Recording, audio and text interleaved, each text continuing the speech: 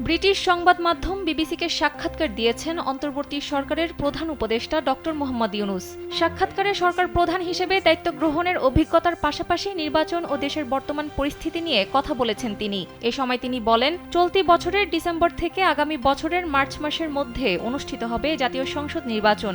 প্রধান উপদেষ্টা আরও বলেন, আগামী নির্বাচনে আওয়ামী লীগ অংশ নেবে কিনা সেই সিদ্ধান্ত দলটিকেই নিতে হবে। এছাড়া নির্বাচনে কারা অংশগ্রহণ করবে তা নির্বাচন কমিশন সিদ্ধান্ত নেয় বলেও জানিয়েছেন নোবেলজয়ী এই অর্থনীতিবিদ। সংবাদ মাধ্যমটি তাদের প্রতিবেদনে বলেছে, সাবেক প্রধানমন্ত্রী শেখ হাসিনাকে গত বছর ক্ষমতা থেকে সরিয়ে দেওয়ার পর নতুন সরকারের দায়িত্ব নিতে বলা হলে তিনি চমকে গিয়েছিলেন বলে জানিয়েছেন ডক্টর ইউনূস।